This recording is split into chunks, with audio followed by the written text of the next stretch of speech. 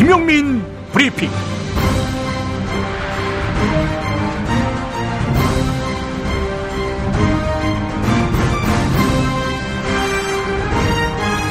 (2017년 1월 2일) 월요일입니다. 청취자 여러분, 정유년 새해 복 많이 받으십시오. 올해는 촛불혁명이 완수되는 역사적인 해가 될 것입니다. 그리고 정권을 넘어 정치가 교체되는 원년이 돼야 할 것입니다. 그 대열에 김용민 브리핑이 작은 촛불이 돼 함께하겠습니다. 네, 다음은 천안에서 오신 우리 민족주의자 신익군 선생님을 모시겠습니다. 네, 무대로 올라와 주십시오. 네, 고맙습니다. 안녕하십니까. 민족주의자 신익균입니다. 자, 우리 먼저 대한민국 만세 삼창을 하고 제가 발언을 하겠습니다. 대한민국 만세! 대한민국 만세! 대한민국 만세! 민주혁명을 빗받고 저희와 진리를 파괴하며 대명천지의 국민을 기만해 대통령 관저에 올라간 박근혜를 다더욱 규탄합시다. 여러분, 박정현, 공산당이었으며 사형선고를 받았던 박정현, 18년 동안 이 나라를 군사독재하며 우리 국민을 속이고 사기치려 하여 18년 동안 30조의 자원을 잃어서 여러분을 사탄 말림했습니다. 그런 박정희의 딸이 어떻게 네, 여러분, 이래서 저희가 자유발언을 하는 것은 정말 잘못됐지요. 잘 불러주십시오.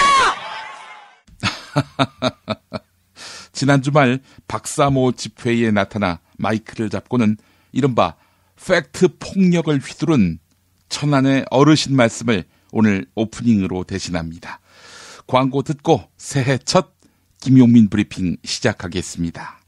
야, 너 홍어 판다 그랬지? 팔지. 근데 홍어가 진짜 그렇게 몸에 좋아? 아니, 끝내준다니까. 우리 엄마 관절염인데? 홍어. 나 숙취는? 홍어. 마누라 다이어트는? 홍어. 큰이모 뭐 변비? 홍어. 작은 형 소화불량은? 홍어. 여동생 피부? 홍어. 큰 누나 주름? 홍어. 명절 때 선물은? 홍어라니까. 근데 비싸지? 열나 싸고 열나 맛있는 홍어가 있다니까. 어디? 알싸한 홍어.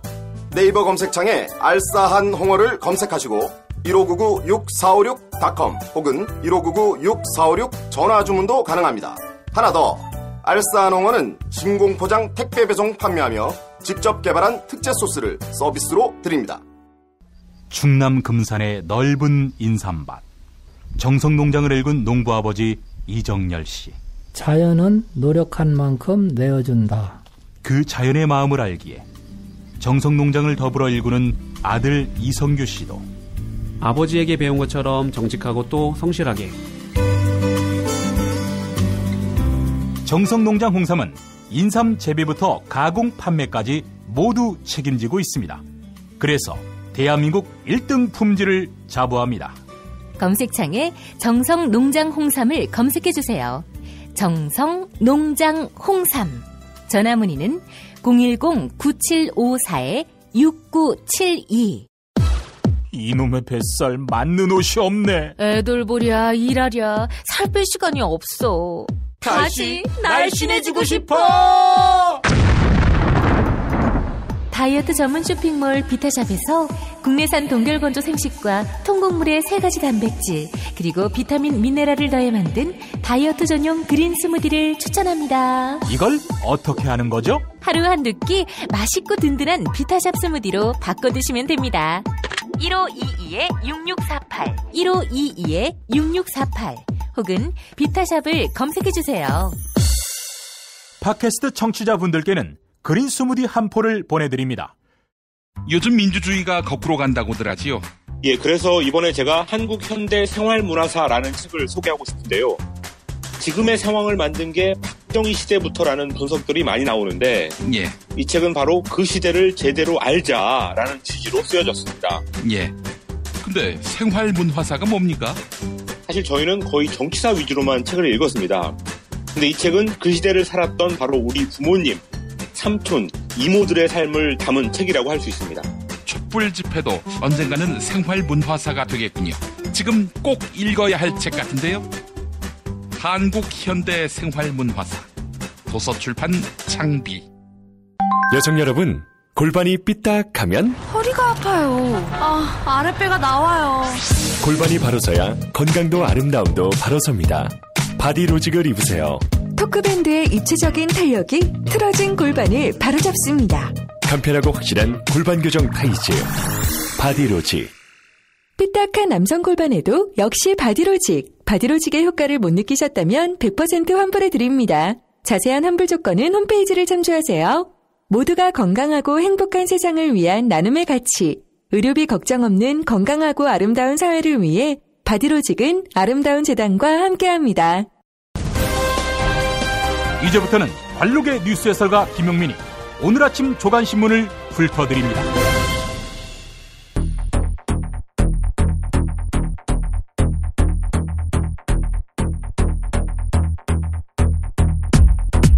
새해 첫 김용민 브리핑 헤드라인입니다.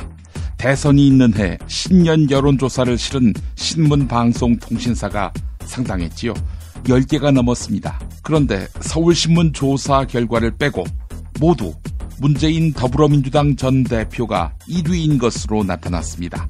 3자 대결, 양자 대결 모두 말입니다. 국회 탄핵 소추를 당한 옛말로 패주의 다름 아닌 박근혜가 헌재 심판이 빨라지니까 다급했던 모양입니다. 어제 자기 방어를 위한 간담회를 자청했습니다. 잠깐 들어볼까요? 특공대도 보내고 모든 걸 다 동원해가지고 한 사람도 빠짐없이 구조하라 이렇게 해가면서 또 보고 받으면서 이렇게 하루 종일 피로를 회복할 수 있는 영양주사도 맞을 수 있는 건데 그게 무슨 큰 죄나 된 것 같이 이렇게 한다면 대통령이 움직일 수 있는 공간이 뭐냐. 박근혜는 조선중앙 등 보수 일간지에게서도 빈축을 샀습니다. 당연히 특검이나 헌법재판소에 영향을 줄 리 없습니다. 삼성과의 고리에 대해서도 검찰이 엮은 것이다. 박근혜가 이렇게 주장했습니다. 그런데 박근혜가 이재용을 만나서 승마 지원, 즉 정유라에 대한 지원이 왜 늦어지는가 라면서 화를 냈다고 합니다. 삼성물산 제일모직 합병을 대가로 삼성이 정유라를 지원했다는 진술도 특검이 확보했습니다. 특검은 청와대가 증거를 안 남기게 하고 전화로 블랙리스트를 문화체육관광부에 통보했다. 이렇게 보고 있습니다.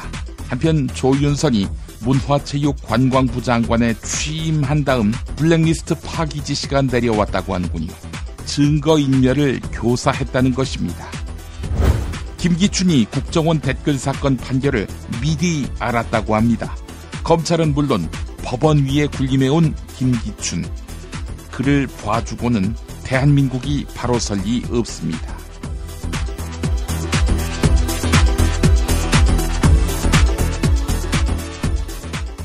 조선일보를 비롯한 10개 넘는 신문의 차기 대선 관련 여론조사 결과 다 소개해드릴 수는 없습니다. 그러나 추이는 있습니다. 문재인의 원톱입니다.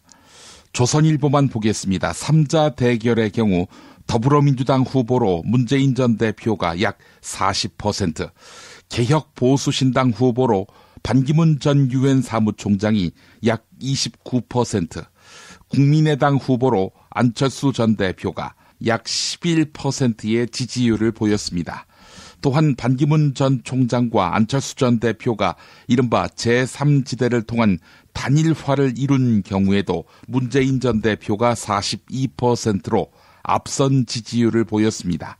양자 대결에서도 반기문 전 사무총장은 약 35%의 지지율로 2위를 차지했습니다. 동아일보는 대선에서 절대 투표하지 않을 후보는 누구인가?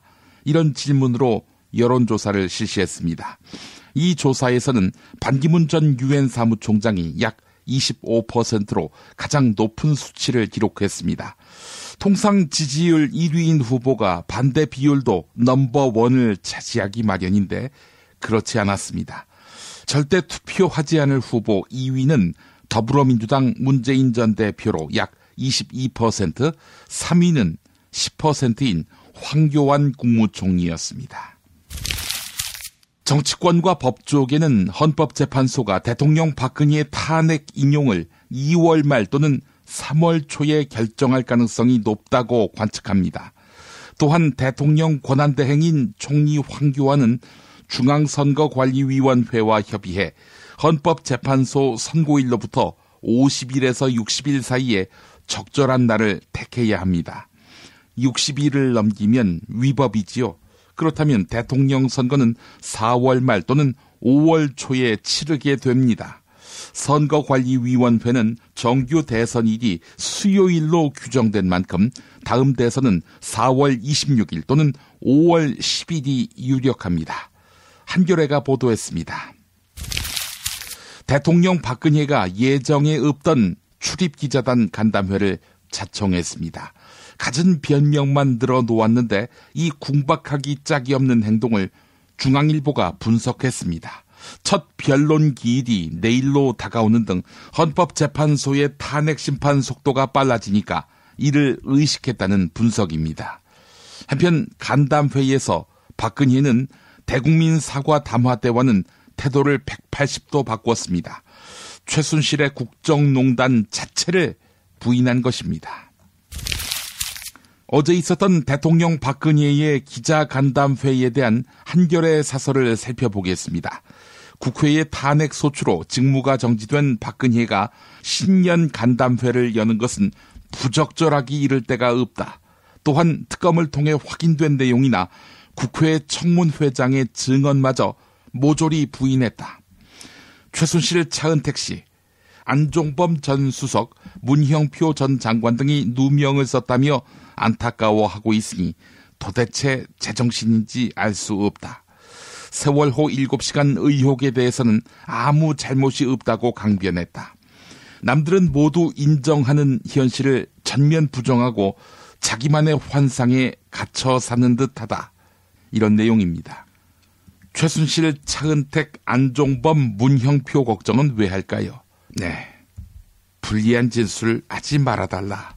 이런 이야기 아니겠습니까? 이 간담회를 두고 법조계에서는 탄핵 심판이나 특검의 수사에 영향을 미치기는 어렵다. 이렇게 분석했습니다. 거꾸로 전문가들은 박근혜의 이런 처신이 헌법 절차를 무시하는 태도라고 비판했습니다. 박근혜가 지위를 이용해 진행 중인 수사와 재판에 압력을 가하려 한다는 것입니다. 그게 그렇게 되겠습니까? 한국일보 기사였습니다. 기자간담회에 대한 특검의 반응은 국민일보에 실렸습니다. 대통령 박근혜는 지난해 7월 청와대 안가에서 삼성전자 이재용 부회장과 독대를 가졌는데, 그런데 이 자리에서 박근혜가 승마 지원이 왜 늦어지냐며, 즉 정유라 지원이 왜 늦어지냐며 크게 화를 냈다고 합니다. 관련 내용을 전혀 몰랐던 이재용 부회장은 박근혜와의 독대 후 서둘러 회의를 소집했고, 이후에 대한승마협회 지원이 일사천리로 진행됐습니다. 박영수 특별검사팀은 박근혜에 대한 공갈 혐의에 대한 수사 가능성도 열어두고 있습니다. 박영수 특별검사팀은 삼성이 최순실 소유의 코레스포츠와 220억의 계약을 맺은 것은 합병 찬성에 따른 대가라는 승마협회 관계자의 진술을 확보했습니다. 최순실의 측근인 박원호 전 대한승마협회 전무가 삼성이 정유라를 지원하는 이유는 최순실이 합병을 도와줬기 때문이다. 이렇게 말했다는 것입니다. 특검팀은 대통령 박근혜의 지시가 없이는 이런 일이 불가능하다고 판단하고 박근혜의 뇌물죄 입증이 충분하다. 이렇게 판단하고 있습니다. 한국일보 기사였습니다. 검찰과 특별검사팀은 정호성 전 청와대 비서관으로부터 2014년 정윤회가 국정에 관여했다는 세계일보 보도가 나오자 박근혜가 최순실과의 통화를 줄이고 연설문 등을 전달하는 것을 중단하라, 이렇게 지시했다는 진술을 확보했습니다. 또한 박근혜는 문건 유출 파동이 잠잠해지니까 최순실에게 다시 정책 자료와 대통령 해외 순방 일정 등을 보내기 시작한 것으로 드러났습니다. 특검은 이런 정황을 근거로 박근혜가 최순실의 국정 개입이 법적으로 문제가 될 수 있음을 스스로 충분히 인식하고 있었던 것으로 보고 수사를 벌이고 있습니다. 한겨레 보도였습니다. 조윤선 문화체육관광부 장관의 취임 뒤 블랙리스트 관련 문건을 파기하라는 상부 지시가 내려져 이를 실행했다는 내부 폭로가 처음 나왔습니다. 국회 국정조사 특위의 한 관계자가 이 같은 내용을 한겨레에 증언한 것입니다. 또한 이 관계자는 일부 직원이 지시를 이행하지 않고 블랙리스트 관련 문건을 남겨두었으며 이를 검찰 수사진에 넘겨주었다라고 말했습니다. 또한 특검도 증거인멸 지시가 있었다는 문화체육관광부 내부자 증언을 확보했고 조윤선 장관의 혐의에 거의 확실한 단서를 잡은 것으로 안다. 이렇게 전했습니다. 옴짝달싹 못하게 됐네요. 조윤선. 대통령 교육문화 수석 비서관실이 문화예술계 블랙리스트 명단을 문화체육관광부 측에 전화로 통보했다는 정황이 드러났습니다. 박영수 특별검사팀이 문화체육관광부 관계자들의 증언을 통해 확인한 것입니다. 청와대가 흔적을 남기지 않기 위해 구두 지시를 했다는 이야기입니다. 또한 특검은 조윤선이 블랙리스트의 존재를 알고 있었던 것으로 판단하고 있습니다. 조윤선이 정무수석일 때 수차례에 걸쳐서 정무수석실이 작성한 예산지원 배제 대상 명단을 문화체육관광부에 전달한 것입니다. 이에 특검은 블랙리스트를 모른다고 위증한 조윤선 장관을 고발해달라고 국회 측에 요청했습니다. 아이고, 국회와 특검 찰떡궁합이지요? 동아일보 보도였습니다. 대통령 박근혜의 기치교를 정기적으로 해왔다는 이가 확인됐습니다. 서울 강남에서 주로 활동하는 오모 씨는요, 박근혜가 대구 국회의원 시절이던 10년 전부터 지난 여름까지 대통령을 정기적으로 기치교를 했다. 이렇게 한겨레에 밝혔습니다. 그러나 오모 씨는 세월호 참사 당일 청와대에서 기치교를 한 것 아니냐, 이런 의혹에 대해서 부인했습니다. 김기춘 전 대통령 비서실장이 원세훈 전 국가정보원장에 대한 국정원 댓글 사건 1심 선고 결과를 미리 알았다는 정황이 나왔습니다. CBS 노컷뉴스가 입수한 고 김영한 전 청와대 민정수석의 업무 일지에는 김기춘 전 비서실장의 지시사항을 뜻하는 장 아래 원 2.6Y 4U 정 3 이렇게 적혀 있었습니다. 날짜는 2014년 9월 11일 원세훈 전 원장의 1심 선고가 있던 날입니다. 당시 원세훈 전 원장에게는 징역 2년 6월에 집행유예 4년, 자격정지 3년이 선고됐습니다. 자, 그렇다면은 원 2.6Y 4U 정3은 2.6은 2년 6개월, 4U는 집행유예 4년, 정3은 자격정지 3년으로 풀이됩니다. 비서관 회의가 통상 아침에 열린다는 점을 감안하면 김기춘 당시 비서실장이 국정원 대선 개입 사건의 1심 결과를 미리 알았다는 추정이 가능합니다. 원세훈 전 원장의 공판은 그날 낮 2시에 열렸기 때문입니다. 대통령 박근혜의 남동생 박지만의 비서로 10년 동안 근무했던 주모 씨가 자택에서 숨진 채 발견됐습니다. 경찰 관계자는 특별한 외상이나 타살의 흔적은 없었다면서 외부 침입도 없었고 유서도 발견되지 않았다. 이렇게 밝혔습니다. 경찰은 정확한 사인을 밝히기 위해 내일 부검을 진행할 예정입니다. 박근혜가 하야하면 그 주변 살인사건에 대한 전면적인 재수사가 불가피해 보입니다. 새누리당 임명진 비상대책위원장이 친박계 핵심 인사들에게 6일까지 당을 떠나라 이렇게 밝혔지요. 6일이라 하면 오는 금요일입니다. 그러자 친박계 핵심 인사 10명은 어제 모여서 강력 대응 방침을 정했습니다. 최경환 의원은 이 자리에서 차라리 날 죽여라 이러면서 거친 발언을 쏟아냈다고 합니다. 친박계 맏형인 서청원 의원은 임명진 위원장에게 뒤통수를 맞았다며 격앙된 반응을 보인 것으로 알려졌습니다. 새누리당은 없어져야 할 당이라고 말한 임명진을 데려와 놓고는 무슨 뒤통수 운운합니까? 실없는 사람들이네요. 한편 이명박 전 대통령은 조만간 새누리당을 탈당하겠다 이렇게 밝혔습니다. 머리가 아파 죽겠어요 내가. 머리 아프실 때는 존바라 TV 모르세요? 신연예인 지역 중령탐정 김정일 왕이 된 그네 이런 거 만든 거 인용하고요. 다이묘 전설 후레시아 홍수 구락부 이런 유명한 작품 감독님들이 신작을 연재하는 곳이에요. 유튜브에서 뭐라고? 존바라요 존바라. 미궁 장사랑. 구렁이똥 이뻤다. 장이 살아야 내 몸이 산다. 배변 활동에 도움을 주는 건강기능식품입니다. 미궁 장사랑. 지금 검색창에 미궁 장사랑을 검색하세요. 정권 교체를 함께 염원하는 판촉물 쇼핑몰 네피알. 기념품, 답례품, 기왕이면 네피알로 인터넷 검색창에 입력하시거나 032-519-4800으로 전화하세요. 카카오톡 아이디는 네피알. 일산에 있는 풍무양고기, 영양 가득한 양갈비와 양꼬치, 피자, 자네도 그 맛을 아는가? 무당이 저를 데려간 적이 없어서. 031-902-9292.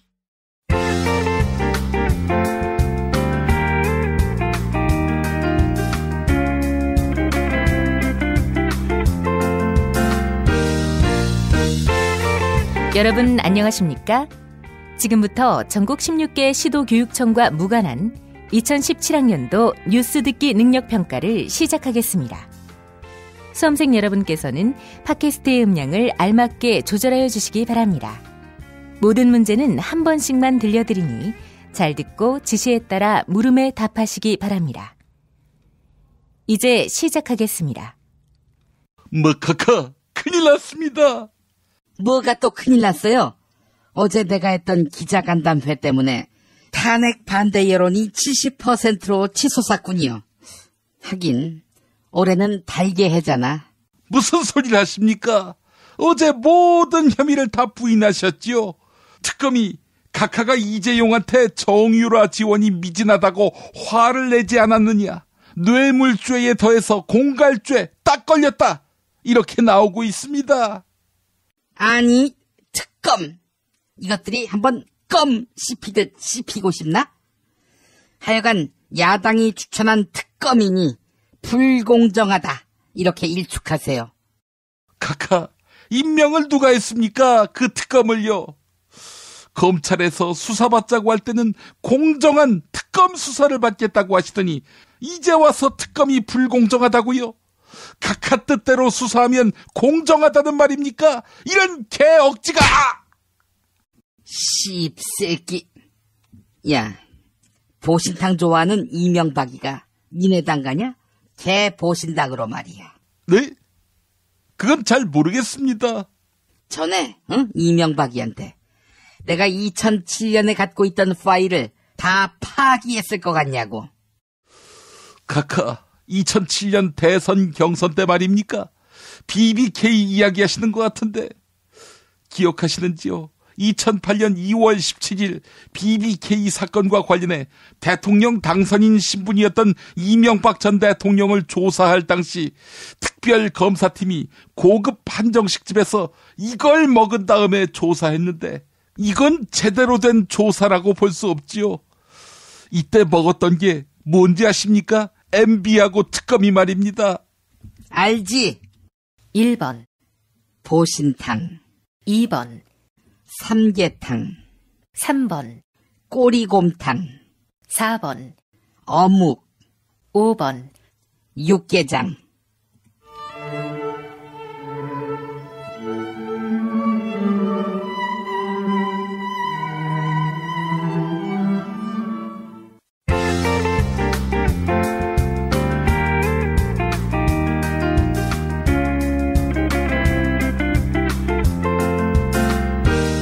수고하셨습니다. 이상으로 전국 16개 시도교육청과 무관한 2017학년도 뉴스 듣기 능력평가를 모두 마치겠습니다. 수험생 여러분은 이메일 주소와 정답, 사연을 적어 팟빵 게시판에 올려주시기 바랍니다. 당첨자는 2부 마지막 순서에서 발표하겠습니다. 뉴스 듣기 능력평가를 마칩니다.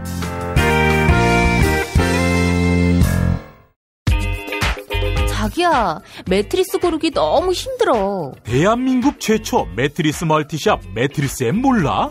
전 세계 최고 브랜드 정품만 취급해. 매트리스 살 때는 꼭 매트리스엠으로 오세요. 살이 꽉 찬 데다가 맛까지 끝내줘.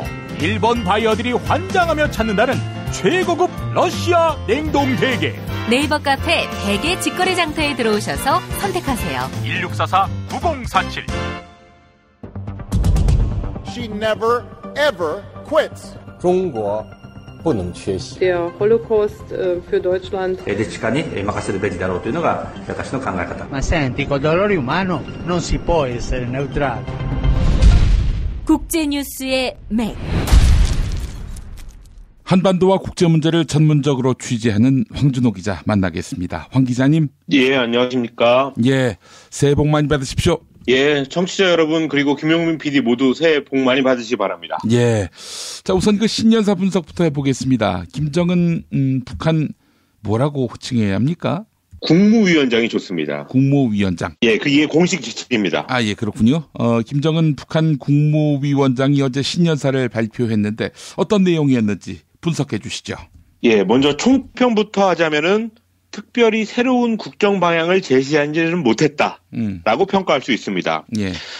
국제사회의 제재가 강화된 상태고 또 미국에서 새 대통령이 들어선 후에 어떤 대북 정책을 펼지 지금 구체적으로 예상할 수 없는 시점이기 때문에 당분간은 정세를 관망하겠다 이런 수세적인 입장이었다고 정리할 수 있습니다. 예, 그렇군요. 대부분의 언론들은 대륙간 탄도미사일 발사 준비 마감 단계 이 표현에 주목하던데요. 이 말은 어떻게 봐야 합니까? 일단 액면 그대로 보자면 조만간 장거리 미사일 발사 시험을 또 할 수 있음을 내비쳤다고 볼 수 있습니다. 예. 어떤 미사일인지 밝히지는 않았지만 아마도 그동안 북한 열병식에서 선을 보였던 뭐 KN-08, KN-14 이런 미사일을 의미한 것으로 풀이가 됩니다. 예. 그렇지만 김정은 위원장이 ICBM 시험 발사 준비 마감 단계를 언급한 부분은 작년도 성과를 정리하는 부분이었다라는 점을 주목해야 됩니다. 반면에 올해 어떻게 하겠다는 것은 구체적으로 특별히 언급이 없었다는 것은 물론 뭐든 하긴 할 겁니다. 하긴 하겠지만 당분간은 어쨌든 미국과 국제 정세를 지켜보겠다. 이런 태도가 더 분명하다라고 해야 될 것 같습니다. 예, 대외 정세 그러니까 트럼프 하는 거 봐서 뭘 할지 결정하겠다 이런 의도군요. 그렇습니다. 그러면서 또 트럼프 차기 대통령에 대한 어떤 메시지 이런 것도 특별히 내보내지 않았는데 예. 미국에 대해서는 그냥 대조선 적대시 정책을 중단하라라는 아주 원론적인 말만 하고 말았습니다. 예. 뭐 날 세워서 비난하고 이런 것도 없어 보이고요. 일단 관망한다는 북한의 의도가 확연히 느껴집니다. 남북 관계와 관련한 언급도 있었습니까? 남북 관계 관련한 발언 분량 자체는 작년 신년사에 비해서 약간은 늘었습니다. 예. 그렇지만 역시 이것도 원론적인 수준에 그쳤습니다. 예. 이거 아마도 이거 역시 남쪽의 전국이 유동적인 상황 이런 것들을 감안한 것 같은데. 예. 신년사마다 대부분 들어갔던 남북대화 제의 이런 구체적인 내용이 없었습니다. 예. 김 위원장은 남조선 당국은 반공화국 제재 압박과 북침 전쟁 소동에 매달리면서 북남 관계를 최악의 국면에 몰아넣었다라고 비난하면서 동족 대결에서 살 길을 찾는 박근혜와 같은 반통일 4대 매국 세력의 준동을 분쇄해야 된다라고 주장했습니다. 예, 박근혜를 직접 언급한 거군요. 예, 북한 신년사에서 남쪽 대통령의 이름을 이렇게 직접 거명한 것 이런 것은 이번이 처음이라고 합니다. 그러면서 김정은 위원장은 남북관계 개선은 평화와 통일의 출발점이다라는 관계 개선의 의지를 원칙적으로 표명하기는 했습니다. 그러면서도 현재 남한 정세에 대해서는 반동적 통치 기반이 뿌리째 흔들리고 있다라고 평가해서 예. 앞으로 어떤 남북의 민간 접촉 이런 것을 통해서 일종의 통일 전선 전술 차원의 개입을 어느 정도 할 생각이 있는 것 같다. 물론 뭐 북한의 의도가 통하지는 않겠지만 어쨌든 그런 의도를 읽을 수 있었습니다. 예, 김정은 위원장이 스스로를 자책하는 것 같은 발언도 해서 지금 눈길을 끌어요. 예, 연설 막바지에 이런 말을 했습니다. 언제나 늘 마음뿐이었고 능력이 따라서지 못하는 안타까움과 자책 속에 지난 한 해를 보냈다. 이런 말을 했습니다. 예. 그러면서 올해는 더 분발하고 전심전력해서 인민을 위해서 더 많은 일을 하겠다라고 말했습니다. 예. 여기에 대해서 뭐 조선일보 같은 데에서는 김정은이 성군 흉내를 냈다 이런 식으로 조롱을 했는데 뭐 그것도 일리가 없진 않습니다. 그렇지만 뒤집어서 보면은 이거는 김정은의 자신감의 표현이다라고 볼 수 있는 것 같습니다. 예. 자신감이 없다면 사실 이런 태도가 없죠. 그런데 경제 분야에서 성과가 조금씩 나오고 있고 또 본인의 어떤 정치적인 리더십 이런 것들이 확고히 구축됐다라고 판단을 하기 때문에 오히려 거꾸로 이렇게 고개도 숙이고 이런 모습을 보일 수 있는 거다라는 해석이 조금 더 설득력이 있는 것 같습니다. 예, 그렇습니다. 뭐 그냥 덮어놓고 색안경 끼고 바라보는 조선일보와는 달리 볼 필요도 있어요. 이런 전대미문의 이런 겸손의 레토릭을 우리가 따지자면 오히려 김정은 입장에서 좀 위기고 또 아니면은 위기의식 이런 것들을 느낀다면은 더 세게 나는 문제 없다 이런 식으로 나올 텐데 자신감이 있기 때문에 이렇게 얘기할 수 있다라고 볼 수 있는 것 같습니다. 우리 황준호 기자님 보시기에 이렇게 북한 최고 지도자가 겸양의 뜻을 표한 적이 과거에 있었습니까? 과거에는 제가 별로 본 적이 없었습니다. 그리고 어제 신년사를 시작할 때도 이 김정은이 고개를 숙이면서 인사하는 모습 이런 걸 보였거든요. 이게 실제말로 쫄려서 그렇다면은 오히려 더 세게 말을 했을 텐데 이런 식으로 자연스럽게 하는 게 자신감의 표현이다. 이런 쪽이 설득력이 더 있는 것 같습니다. 예. 아이고 그렇군요. 상당히 놀랍습니다. 중국이 사드 배치에 대한 그 경제적 보복을 강화하고 있다. 새해부터 이런 뉴스가 나와서 우리의 마음을 무겁게 만듭니다. 예, 중국이 한국의 전기차 배터리 사업에 대해서 일종의 제재를 가했습니다. 어제 중국 매체들이 보도한 건데요. 중국 공업화 신식부, 그러니까 일종의 중국의 경제 관련 부처인데 이 공업화 신식부가 지난 12월 29일에 신에너지 자동차 보조금 지급 차량 목록이라는 것을 발표를 했습니다. 그런데 이 목록에 들어갈 법한 493개 차량 모델 중에서 삼성 SDI 그리고 LG화학의 배터리를 탑재한 차량들은 다 빠졌습니다. 특히 발표한 날 오전에는 그 한국 업체들의 배터리를 장착한 모델 4개 차종이 포함되어 있었는데 보조금 지급 차량에 포함되어 있었는데 오후 들어서 그것만 쏙 빼고 다시 발표를 하면서 이게 삼성과 LG를 정밀 타격한 거다라는 표시를 분명히 냈습니다. 예, 삼성과 LG의 그 배터리는 중국 현지에서 만드는 모양이죠? 그렇습니다. 중국에다가 중국 땅에서 합작 법인을 만들어서 배터리 제작 공장 이것을 가동하고 있습니다. 삼성 SDI하고 LG화학은 작년 6월에 이미 전기차 배터리 모범 기준 인정이라는 것을 신청했다가 탈락한 다음에 다음번 심사를 준비하고 있었습니다. 그런데 그 뒤에 이제 한국에서 사드 배치가 결정되면서 중국 당국이 심사 신청 자체를 받지 않으면서 별다른 진척이 없는 그런 상황이었습니다. 그런데 그런 와중에 이 업체에서 만든 배터리를 단 중국 자동차 여기에 대해서마저 보조금 지급 명단을 해서 빼면서 한국의 배터리 업체가 중국에서 아예 설 자리를 사실상 잃어버린 상황이 됐습니다. 듣다 보니 매우 심각한 문제인데요.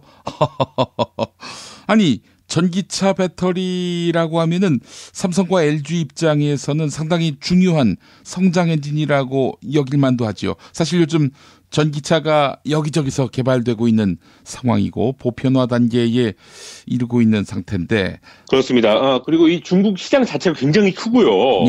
또 지금 중국이 초강력 스모그 때문에 연말연시 신년 행사까지도 완전히 취소할 정도여서 조만간 이 전기차에 대한 수요가 폭발적으로 늘어날 걸로 보입니다.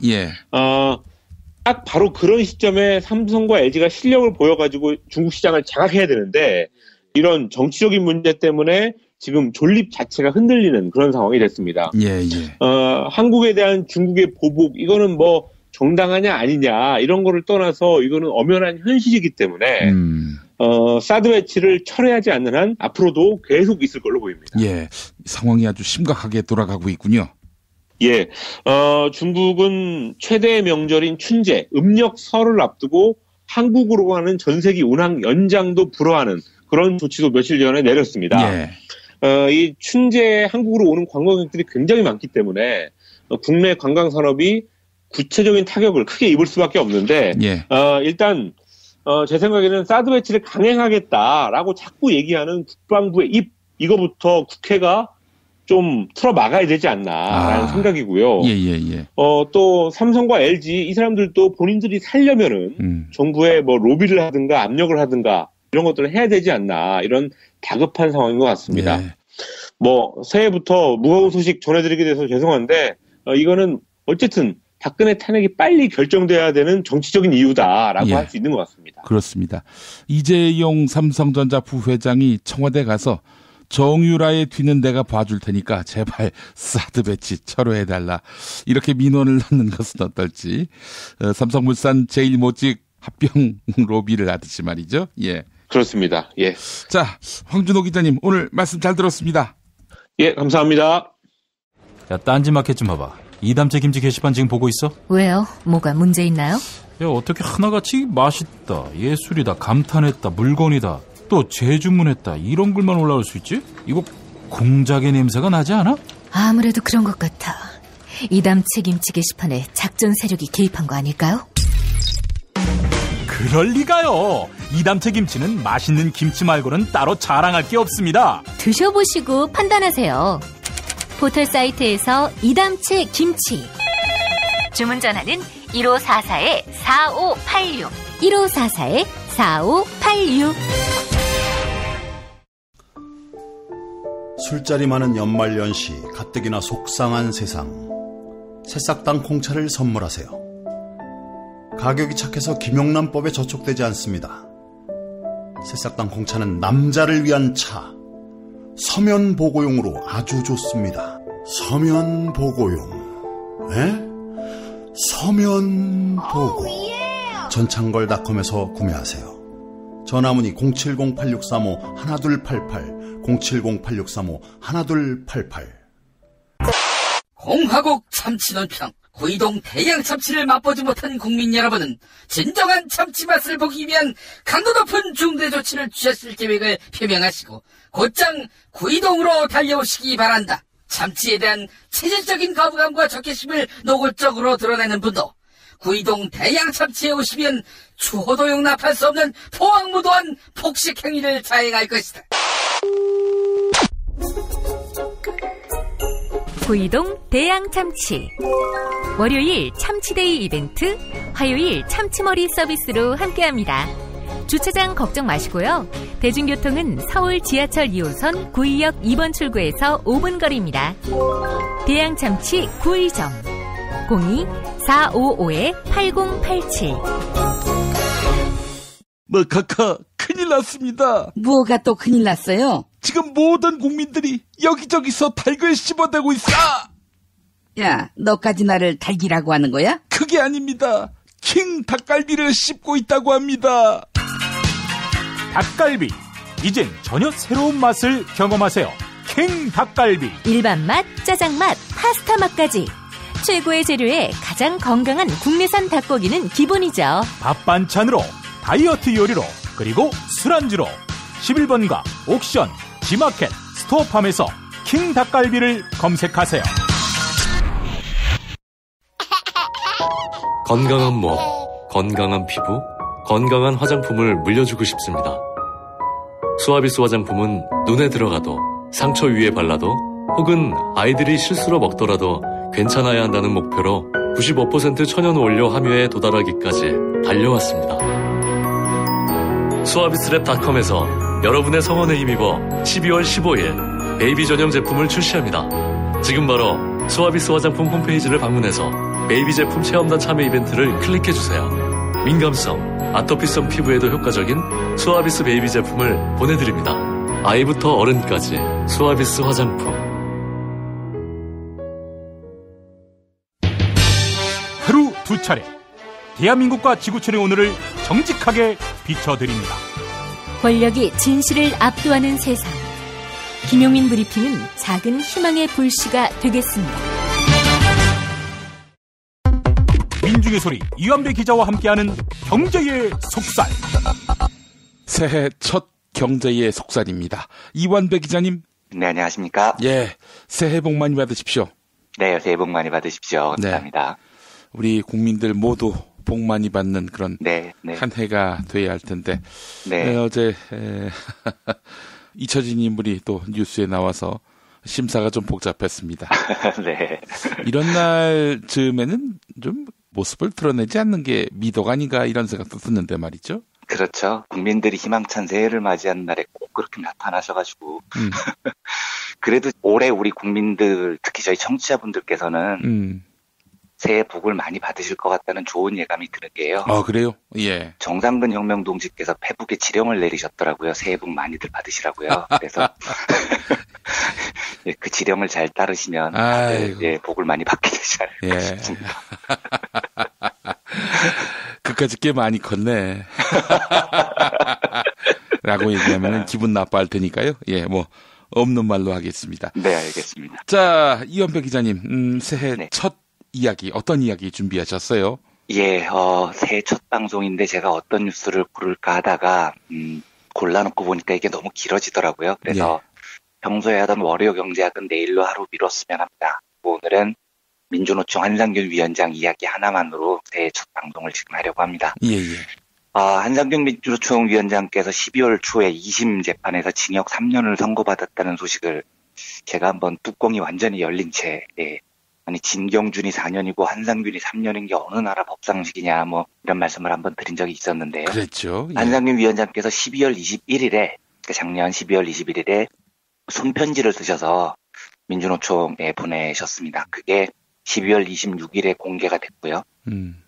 그래서 그 편지 조금 길지만 전문을 읽어드리려고 합니다. 그런데 이 전문을 읽기 전에 한상균 위원장께서 왜 이런 편지를 쓰셨는지에 대해서 배경 설명을 좀 드리겠습니다. 예. 12월 13일자 한국일보 보도를 보면은요.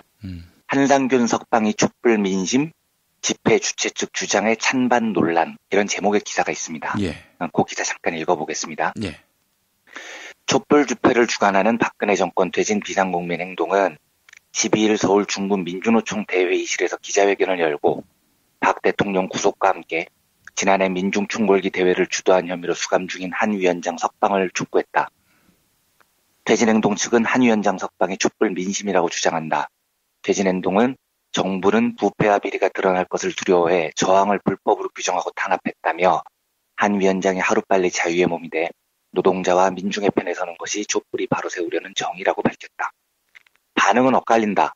우선 탄핵 정국을 겪으면서 현 정권의 노조 탄압 정책이 불법 집회를 유발했고 경찰의 강경 대응으로 이어졌다는 공감대가 일정 부분 형성된 상태다. 10일 7차 촛불 집회에 참가한 직장인 권모 씨는 정부의 노동정책에 항의했다는 이유로 과도한 형량을 준 건 맞는 것 같다며 경찰의 강경 진압이 불법을 이야기한 측면도 있는 만큼 양형의 신중을 기해야 할 것이라고 말했다. 반면 박 대통령 퇴진을 목표로 모인 촛불 민의를 왜곡하는 처사라는 반론도 적지 않다. 대학생 김정수 씨는 석방 요구는 자유지만 촛불을 든 전 국민이 한 위원장을 지지한다는 식의 수사는 불쾌하다고 지적했다. 익명의 한 사회학과 교수 역시 과거 과격 집회에 반감이 컸던 국민이 분명 존재하는 데다 민주노총이 반대하고 있는 정부의 비정규직 정책을 옹호하는 시민들도 있다며 촛불을 대표하는 퇴진행동보다 민주노총 이름으로 한 위원장 석방을 주장하는 것이 민심을 거스르지 않는 방법이라고 말했다. 제가 가끔 이런 말씀을 드리지만요. 자본주의의 지배계급은 늘 이런 식입니다. 여론을 분열하는 데에는 굉장히 유능해요. 예. 그러니까 저는 왜 한상균 석방을 촛불 민심이라고 이야기해서는 안 되는지 동의하지 못합니다. 저는 14만 명이 모였던 2015년 11월 민중총궐기 대회요. 이 대회는 2016년 촛불 집회, 개척 집회였다고 생각을 합니다. 그런데 그 집회를 주도했다고 무려 검찰이 8년을 구형했고 2심 재판 결과 3년을 감옥에서 살아야 하는 게 저는 상식에 맞지 않다고 생각합니다. 그런데 제가 오늘은 이 논쟁을 길게 하려는 게 아닙니다. 이건 다음에 기회 되면 말씀을 드리겠습니다만, 제가 말씀드리고 싶은 컨텐츠는 아까 말씀드렸듯이 12월 21일 한상균 위원장께서 직접 쓰신 편지 글입니다. 이거 전문으로 한번 읽어보겠습니다. 예. 조합원 동지들께 쇠창살 사이로 이름 없는 별들을 불러놓고 진실과 정의가 승리한다는 역사를 믿어도 되는지를 묻고 또 물으면서 굴하지 않고 투쟁하는 자랑스러운 동지들 소식을 전해 듣기만 했는데 벌써 1년이 지났습니다. 불의한 정권의 파열구를 냈고 기어이 탄핵을 이끌어내고 있는 동지들 모두 고생 많으셨습니다. 그래도 기분은 좋으시죠?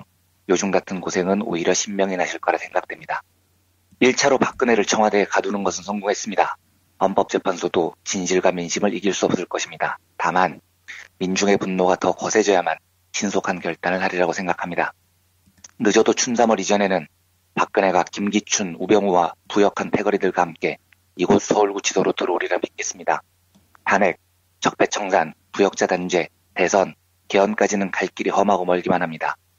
국회에 맡겨서는 아무것도 바뀌지 않는다는 걸 알았으니 이번에는 속지 말고 광장의 힘으로 직접 바꿔나갑시다. 촛불은 희망의 표도를 만들었습니다. 부끄럽지 않은 엄마, 아빠가 되는 길은 진짜 주인이 되는 혁명의 완수이기에 그날까지 더욱 거세게 몰아칩시다. 재벌가 정권이 한편이 되어 노동자 민중을 착취해온 질곡의 현대사를 종지부짓고 노동하는 모든 사람이 행복한 평등민주공화국을 만들 기회를 박근혜가 주었습니다. 이 기회를 놓치지 않겠다는 다짐은 교도소 내에서도 상식이 됐습니다. 접견온 동지들의 웃는 모습과 넘치는 자신감도 오랜만에 봅니다. 작년 겨울 공안 탄압에 분노를 곱씹던 동지들 모습이 지금도 선합니다. 아크릴판에 손바닥을 맞댄 채 말없이 피눈물을 흘리다 간 동지들도 지금은 가슴속 깊은 곳에 간직해온 노동자의 꿈을 꺼내들고 민중도 속에서 얼마나 가슴이 뜨거워지고 있을지. 모른다, 기억 안 난다, 잘못한 것이 없다. 박근혜, 최순실과 부역자들 그리고 공범인 재벌들의 궤변에 우라통이 터지고 있습니다. 국민과 맞서겠다는 선전포고를 하는 걸 보니 독재자들의 발악은 동서고금을 막론하고 한결같다는 걸 보고 있습니다. 박근혜 뒤에 숨어서 호가호식한 부역자인 총리, 장관, 새누리당, 권력기관장 중 잘못을 뉘우치고 참여하는 자는 한 놈도 없으니 기가 막힙니다. 그들이 잠시 숨겼던 발톱을 드러내며 반격을 시도하려 합니다. 피할 수 없는 싸움입니다. 기득권의 벽이 아무리 단단하더라도 우리에겐 진실과 정의, 주권자들의 굳건한 연대로 무장했으니 그 벽을 깨부수고 말 것입니다. 승리를 확신하며 끝까지 가겠다는 민중을 견인하면서 급하지만 긴 호흡으로 이번 기회를 놓치지 않겠다는 각오로 조금만 더 힘을 내주십시오. 민주노총과 1,500개가 넘는 노동, 종교, 정당, 시민사회단체가 퇴진 행동을 이끌어가고 있습니다. 시행착오를 겪기도 하면서 민주적 토론을 통해 촛불을 든 민중혁명을 진화 발전시키고 있습니다. 적폐를 청산하고 주권자 스스로가 주인되는 세상을 만드는 대역사는 혁명으로밖에 정의할 수 없을 만큼 광장으로 모인 에너지를 지속시키면서 대안 세력으로 승화시켜야 할 담대한 숙제도 동시에 진행돼야 할 것입니다. 이 부분이 제가 하고 싶은 이야기인데요. 여기서부터 조금만 주의 깊게 들어주셨으면 합니다. 계속 읽겠습니다. 그러기 위해서는 소탐대실 하지 말아야 할 것입니다. 시급히 해결해야 할 현안 문제는 차고 넘치지만 지금은 오직 박근혜 체제의 완벽한 탄핵과 단죄를 얼마만큼 단호하게 할 것인지에 집중해야 합니다. 지금부터 한상균을 석방하라는 구호도 멈춰주십시오. 동지들, 기울어진 노자 관계를 바로잡는 것이 우리의 최우선 과제입니다. 악법을 개정하고 정부 정책 수단을 목적의식을 갖고 작동해야만 가능한 일입니다. 혁명적 사고를 갖지 않는다면 불가능한 일이기도 합니다. 노동자 정권이 들어서지 않는 이상 전 국민적인 저항 없이는 자청할 정권은 없을 것입니다. 정권이 들어선 후 6개월이 골든타임입니다. 내용적 준비는 심도 있게 하고 있지만 관철시킬 수단은 목적의식을 갖고 만들어 가야 합니다. 위력적인 총파업을 조직하는 것은 물론이고 지금의 촛불이 광장의 분노가 다시 타오를 수 있게 하는 것을 지금부터 계획해야 할 것입니다. 정의를 위해 든 촛불 혁명의 완수는 노동자, 민중의 먹고 사는 문제를 광장의 요구대로 해결하는 것임은 분명합니다. 소득 불평등 해결, 노조할 권리 보장, 최저임금 1만 원 인상, 노동계약, 양대 지침, 성과퇴출제 폐기, 단별교섭 법제화, ILO 협약 비준, 교사, 공무원, 노동상권 보장 등이 전체 국민의 먹고 사는 문제이고 민주주의의 진전임을 다음 정권이 최우선적으로 실행하도록 하는 압박수단인 광장의 직접 정치를 살려나가는 전략이야말로 한시도 잊어서는 안 될 것입니다. 그러기 위해서는 조합원 동지들이 힘들겠지만 계속되는 촛불 집회에 적극적으로 참여해 주시고 간부 동지들은 조급한 현안이 많지만 퇴진 행동이 대안 세력으로 진화할 수 있도록 너른 품을 가져주시기를 부탁드립니다. 촛불혁명이 진보 대통합을 촉발시키고 노동하는 사람들을 대변하는 대안 세력으로 발전하는 역동성을 촛불을 든 노동자, 민중들은 벌써 보고 있는데 우리는 그게 되겠어? 하고 있지는 않은지 서로에게 물으면서 답을 찾아 나갑시다. 동지들, 정유년 새해에도 승리하는 그날까지 촛불의 파도가 거세지도록 민주노총이 더 힘을 내서 앞장서 나갑시다. 아빠, 엄마랑 촛불 집회 가고 싶다고 말하는 초등학생들이 많다고 합니다. 민주노총 조합원은 아이들한테 먼저 물어보면 좋을 것 같습니다. 신문에 난 232만 촛불 파도 사진을 머리맡에 붙여놓고 하루하루를 즐겁게 보내고 있습니다. 다 동지들 덕분입니다. 함께하지는 못하지만 민중이 승리하리라 확신하며 동지를 보냅니다. 건강하시고 복 많이 받으십시오. 사랑합니다. 투쟁 2016년 12월 21일 서울구치소에서 한상균 올림. 이유야 어찌됐건요. 한상균 위원장은 지금부터 한상균을 석방하라. 이 구호를 멈춰달라고 지금 요청을 했습니다. 제가 이 대목에서 정말 마음이 짠했습니다. 저는 도대체 사람의 내공이 어느 정도가 돼야 저런 이야기를 감옥에서 할 수 있을까 참 궁금합니다. 그 추운 서울구치소에서 한상균 위원장은 동지들을 먼저 생각하고 탄핵에 집중하자 이렇게 호소를 하는 겁니다. 그래서 우리가 참 좋은 민주노총 위원장을 선출했구나 하는 생각이 되게 고맙고 자랑스러웠습니다. 제가 한상균을 석방하라 이 구호를 계속 할 것인가 안 할 것인가를 본격적으로 논의하려고 이 편지를 읽은 게 아니다. 만약에 한상균 위원장의 요청대로 구호를 멈추더라도 많은 사람들이 마음속으로 한상균을 석방하라고 외칠 것이고요. 또 구호를 외친다면 또 많은 사람들이 누구보다도 큰 소리로 그 구호를 따라 외칠 겁니다. 그런데 한상균 위원장께서 직접 지금부터 한상균을 석방하라는 구호를 멈추고 박근혜 탄핵에 집중하자라는 이 진심만큼은 절대 저는 잊지 못할 것 같습니다. 예. 이 편지가 공개되기 전에요. 12월 16일이죠. 독일에서 제가 영화 프로듀서이신 걸로 알고 있는데요. 또 희망찬 한국을 위한 유럽 네트워크 ENPK라는 단체가 있습니다. 이 단체의 대표이신 걸로도 제가 알고 있습니다. 클레어 함이라는 독일 교포분이 계신데 이분이 오랫동안 한상균 석방을 위해서 국제적인 투쟁을 해오신 분입니다. 근데 이분이 뉴스프로라는 인터넷 매체에 기고를 하셨습니다. 이 부분도 한번 읽고 넘어가겠습니다. 나는 며칠 전 그의 재판 결과를 기다리던 중 한상균 석방의 촛불 민심, 집회 주최 측 주장의 찬반 논란이라는 한국일보 기사의 헤드라인을 보고 무척 불쾌했다. 게다가 그 기사 밑에 달린 댓글, 한상균은 일단 별개다. 한상균까지 넣는 것은 촛불 민심에서 일반 시민을 떨어져 나가게 한다를 읽으니 더 화가 났다. 왜 한상균이 별개일까? 그가 자신만의 이익을 위해 싸워왔나? 한국에는 남녀노사를 포함한 2천만의 직장인들이 있고 그가 싸워왔던 노동계약은 그 어느 이슈보다도 많은 이들의 삶에 영향을 미친다. 사무직이건 공장에서 일하건 많은 직종이 다 포함된다. 해고를 더 쉽게 하고 노조의 힘을 더 약화시킨다는데 노조의 대표로 선출된 사람이 거기에 맞서서 항의하는 것은 그의 당연한 의무일 뿐이다. 실제로 촛불 집회에 참가하는 시민들이 한상균의 구속에 대해 다른 의견을 가질 수는 있다. 그래도 건강한 상식이 있는 성인이라면 최소한 수십만이 참가했던 민중 총궐기가 왜 개최되어야 했는지, 참가자들이 주장하는 바가 무엇인지, 왜 노동계약에 반대하는지는 고려해야 한다. 그리고 이를 주도한 혐의로 검사가 한 위원장에게 8년을 구형한 것이 정상인지도 꼼꼼히 따져봐야 한다. 특히 언론은 폭력 집회 가부 논란에만 비상적으로 머무르지 말고 국민의 대다수 이익을 대변하여 한상균의 재판 주의와 노동계약에 더 많은 관심을 보여야 한다. 사실 한상균은 지난달 국제사무노련에서 공포로부터의 자유상을 수상하며 그 공로를 전 세계적으로 이미 인정받은 세계적인 인권활동가다. 민주노총 사상 첫 직선제로 많은 동료들의 신임을 받아 위원장으로 선출된 그는 3년을 이미 감옥에서 보낸 바 있다. 그런데도 그는 형을 마치고 나와서도 끊임없이 쉬지 않고 노동인권을 위해 헌신적으로 봉사해야 한다. 그런 그에게 우리 국민들은 큰 빚이 있다.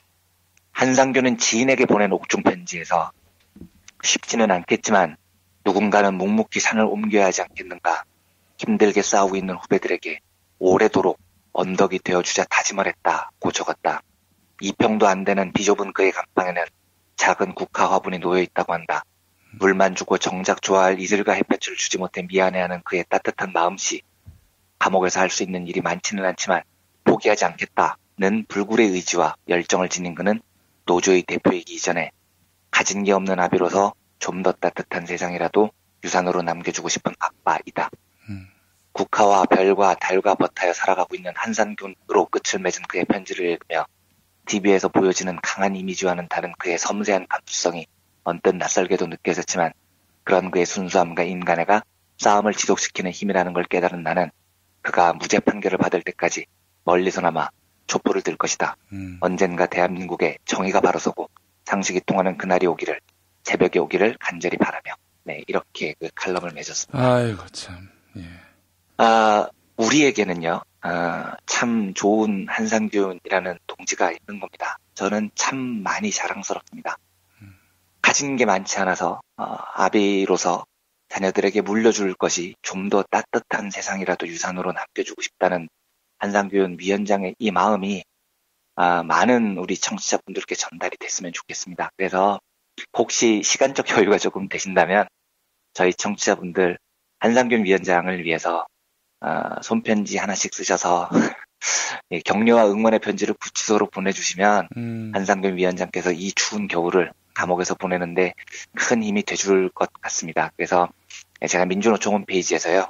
그 한상균 위원장께서 이 편지는 그 서울구치소에서 쓰셨는데 12월 26일에 춘천교도소로 이감이 되신 모양입니다. 아이고, 왜 안 그러나 그랬습니다, 제가. 예. 그런가요? 춘천교도소가 더 힘든 곳인가요? 당연하죠. 네, 저는 몰라서요, 그걸요. 예. 그러면, 네, 어쨌든 더 힘든 곳으로 그러면 이감이 되신 겁니다. 강원도 춘천시 동래면 신촌 양지길 5 춘천교도소 수감번호 2006번 한상균입니다. 그리고 이거 제가 누구로부터도 부탁받지 않았습니다만 제가 민주노총 홈페이지에서 스스로 찾아보는 겁니다. 그 영치금도 보낼 수 있다고 해요. 저도 많지 않은 돈이지만 보내겠습니다. 우리은행 270-589-761-18801 예금주 한상균 이렇게 돼 있습니다. 조금 경제적으로 여유가 되시는 분들은 한상균 위원장께 힘내시라고 많은 격려를 해주셨으면 좋겠습니다. 지금부터 한상균을 석방하라는 구호를 멈춰달라라고 부탁을 하시는 분입니다. 그리고 힘들게 싸우고 있는 후배들에게 오래도록 언덕이 되어주자고 다짐하는 분입니다. 가진 게 없는 아비로서 좀 더 따뜻한 세상을 유산으로 남겨주고 싶은 아빠이기도 합니다. 예. 그리고 국화와 별과 달과 버타며 살아가고 있다. 이렇게 말씀하시는 분이 우리들의 민주노총 위원장이십니다. 한상균 위원장님이 말씀을 하시는 한상균 석방의 구호를 멈추느냐 안 멈추느냐의 여부는 조금 차치하고서라도 적어도 한상균 위원장께서 내 석방이 뭐가 중요하냐, 박근혜 탄핵에 집중해달라라고 요청하신 그 요청만큼은 우리가 감옥 밖에 있는 사람들의 책임이라는 생각이 듭니다. 반드시 박근혜가 탄핵이 돼서 감옥에 갈 때까지 시민들께서 더 많이 힘을 내서 싸워주셨으면 좋겠고요.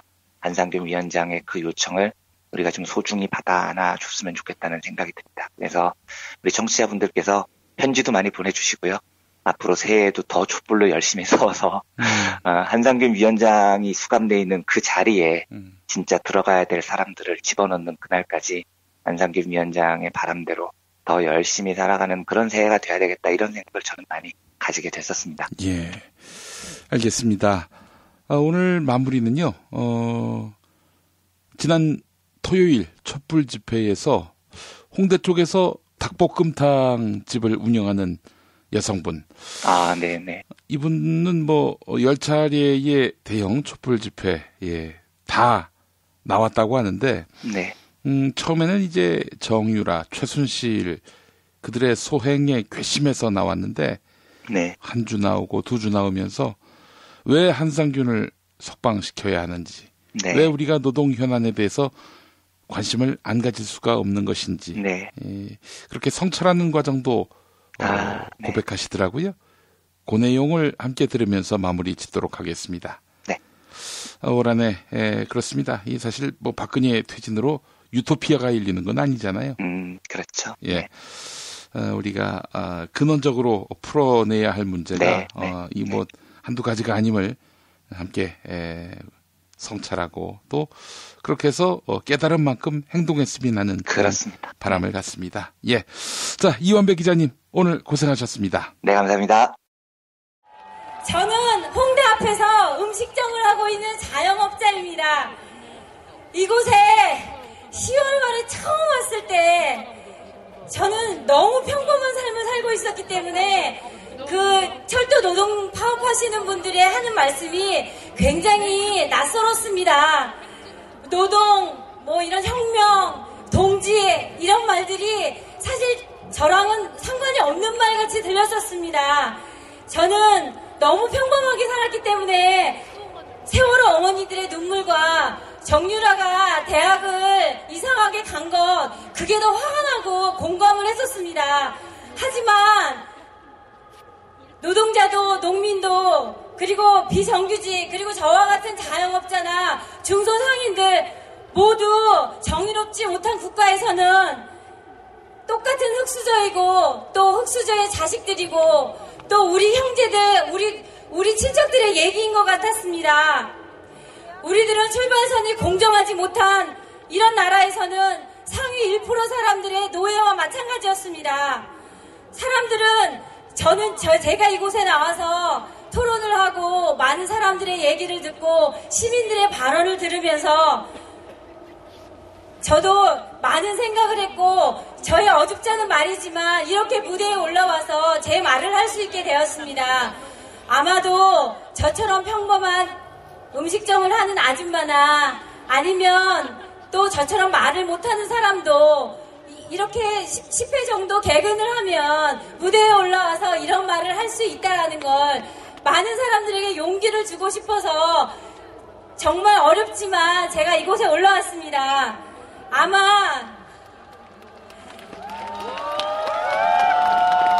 아마도 많은 사람들이 여기에 1차, 2차, 3차 나오면서 저처럼 점점 깨어나는 것을 느꼈을 것입니다.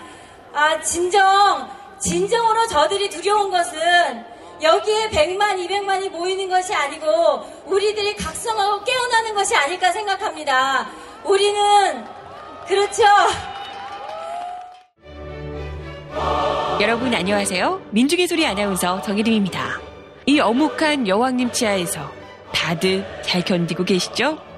오늘도 종편의 주옥같은 헛소리에 혼이 정상인 듯 정상 아닌 비정상 같은 여왕님의 우주타령에 고구마 100개쯤 한꺼번에 삼킨 듯 답답한 마음에 죄 없는 가슴팍만 두들겨대고 계세요. 이젠 시원한 사이다 같은 민중의 소리와 함께하세요. 잘 키운 진보 언론 열종편 안 부럽습니다. 한 달 10,000원 소액 CMS 후원으로 민중의 소리에 큰 힘이 되어주세요. 1661-0451 1661-0451 전화 기다릴게요.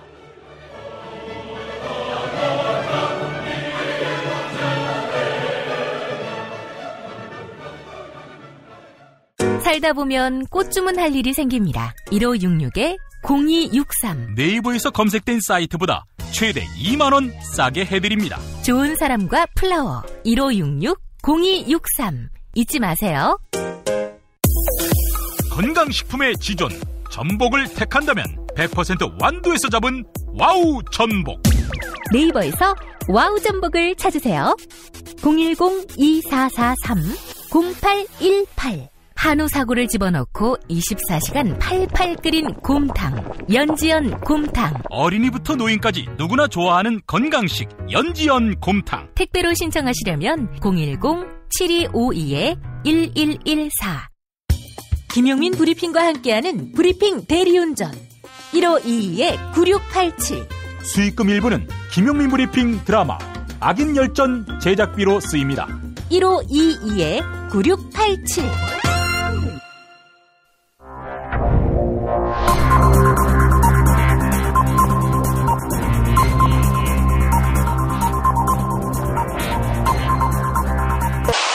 공화국 논평.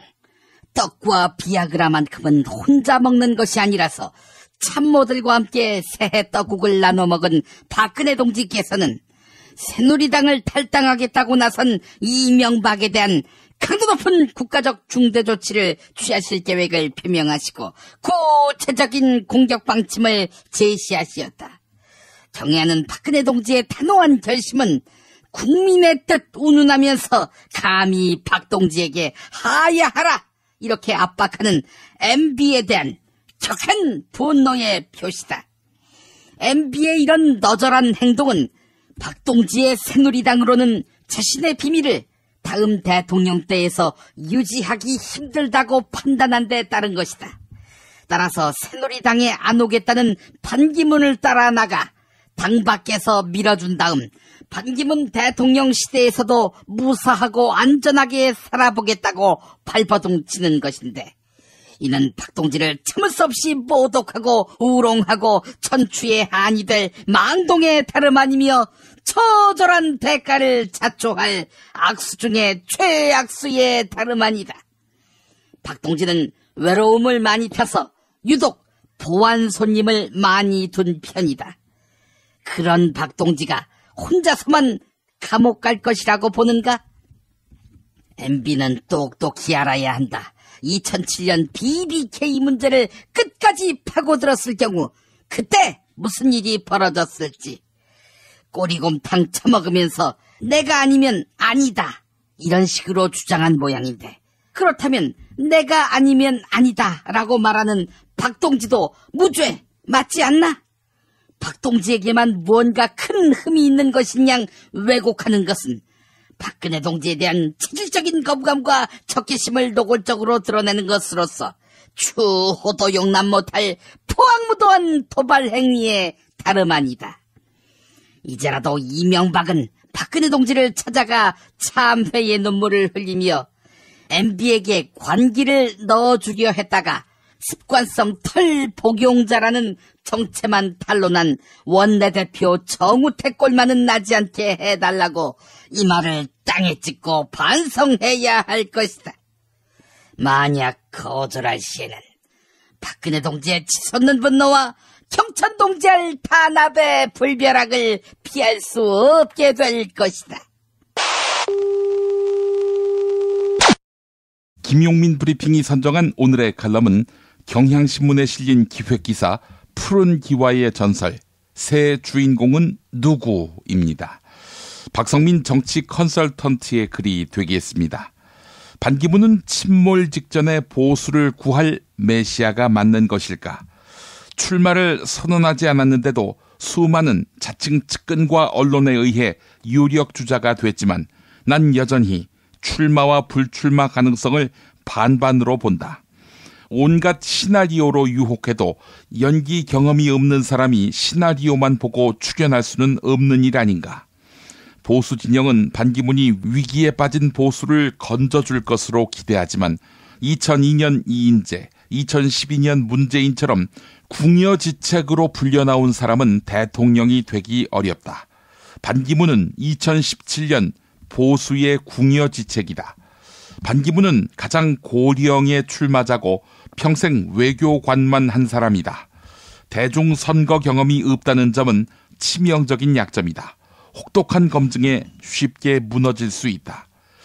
그를 둘러싼 많은 시나리오가 난무하지만 현실적인 선택은 두 가지다. 하나는 모두가 예상하는 대로 보수 대표 주자가 돼 반문연대의 선봉장으로 문재인과 맞서는 것이다. 지역적으로는 충청과 영남, 이념적으로는 보수와 중도, 세대로는 노장년에 기반해서 싸우는 전통적 전략이다. 이 시나리오의 치명적인 약점은 승리 가능성이 미약하다는 것이다. 이 시나리오에서 가장 강했던 후보는 2012년 박근혜다. 이명박 대통령의 탈당을 요구하지 않고도 차별화에 성공했고 TK 충청 두 곳을 고향으로 인식시켰다. 그런데도 문재인에게 겨우 이겼다. 보수연합은 자칫하면 수구기득권 연합으로 비칠 수 있고 70대 후보를 둘러싼 낡고 늙은 연합이 될 수도 있다. 이념적으로도 보수가 진보에 추월당하고 투표율 선행지수인 선거 관심도도 민주화 이후 처음으로 2040 세대가 5060 세대를 추월했다. 2012년 대선에서 박근혜 당선의 기반이었던 50대가 이미 보수로부터 이탈한 것도 전망을 어둡게 한다. 단언컨대 전통적 전략으로는 반기문이 문재인을 이길 수 없다. 네. 그래서 그 후에 비전통적인 전략이 무엇인지를 서술했는데 이마저도 반기문이 문재인에게 역부족으로 보입니다. 1부 마치겠습니다. 김용민 브리핑과 함께한 시간 어떠셨어요? 다음 시간에도 보다 바르고 알차며 즐거운 정보로 여러분을 찾아가겠습니다. 팟캐스트 포털 팟빵에서 다운로드하기, 구독하기, 별점 주기, 댓글 달기로 응원해주세요. 잊지 마세요. 다운로드하기, 구독하기, 별점 주기, 댓글 달기.